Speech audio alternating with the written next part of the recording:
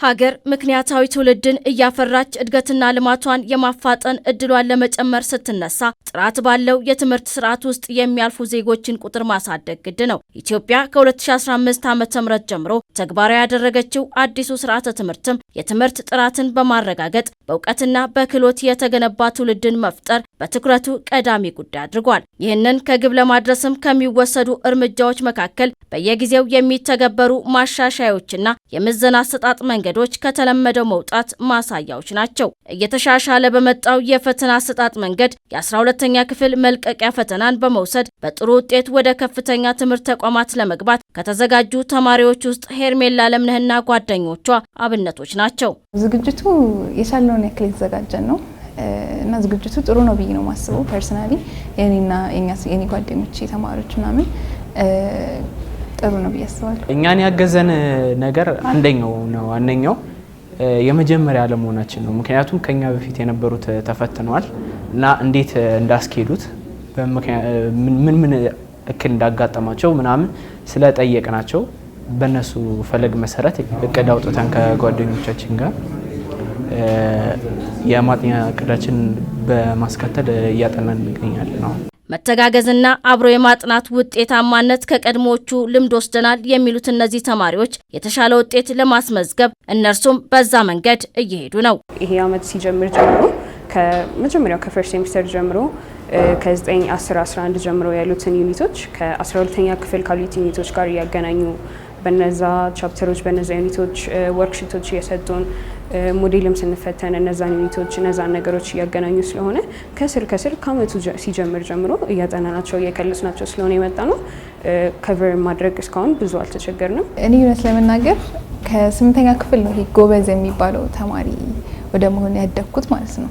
ኖርማል ተማሪ ነበርኩኝ ድሮ እና 8 ላይ ሚኒስትሪ ጥሩ ውጤት ካመጣ በኋላ እዚህ ትምህርት ቤት ከገባው በኋላ በቃ አላስ ተማሪዎችም ጥሩ ስለነበሩ ይሁን ጓደኞቼም እንዳለ ሁሉ ጎበዝ ተማሪዎች ስለነበሩ በደንብ እንረዳዳ ነበረ። ከዛ ጊዜ ጀምሮ በቃ ይሄ ጎበዝ ተማሪ የሚባለው ሰው ወደ መሆን ተጠጋው ማለት ነው እና ከ9 እስከ 12 እኔ በደንብ ተጠቅሜበታለሁ ብዬ ነው የማስበው። በጣም ትልቅ ሄልፕ የምናገኘው በራሳችን ላይ ዴቨሎፕመንት እንዲኖር ያደረጉን አስተማሪዎቻችንን ብዬ ነው የማስበው። መንግስት የትምህርት ዘርፉን ጥራት ለማረጋገጥ የወሰዳቸው የማሻሻያ እርምጃዎች እውቀትን መሰረት ያደረገ ውጤት እንዲመዘገብ አስችሏል። በዚህ መንገድ ፈተናን ወስዶ በራስ አቅምና ጥረት በተመዘገበ ውጤት ለማለፍም ያለፉት ዓመታት ተሞክሮዎች መነሻ ሊሆኑ ግድ ብሏል። የተሻሻለው የትምህርት ፖሊሲ ብዙ ነገሮችን ውስጡ ያቀፈ ነው።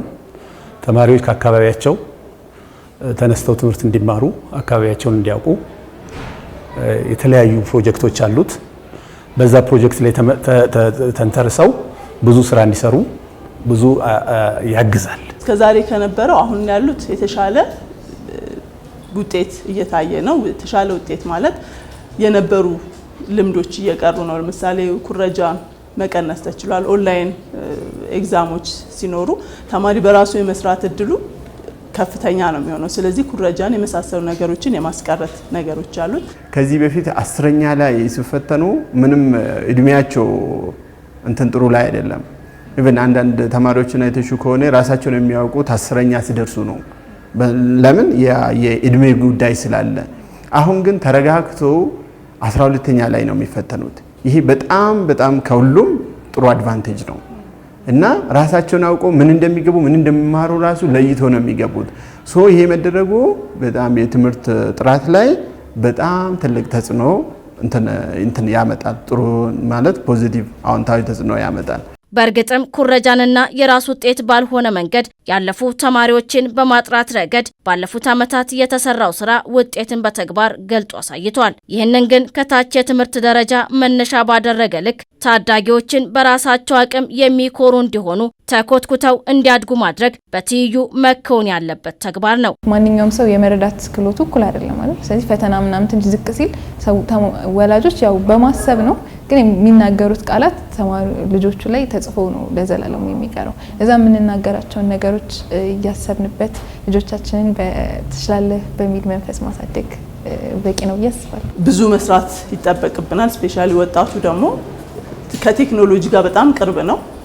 ጊዜው የቴክኖሎጂ ነው። ስለዚህ ብዙ መረጃዎች ብዙ ኢንፎርሜሽኖች ከቴክኖሎጂ ማግኘት ይችላል። ስለዚህ ራሱን በራሱ እያበቃ እቺን ሀገር ወደ ተሻለ ለማድረስ ይቻላል። በራሳቸው ላይ ብቻ ዲፔንድ እንዲሆኑ ከሌላ የመገልበጥና የመኮረጅን ነገር ለማስቀረት ከታች ጀምሮ መሰራት መቻል አለበት።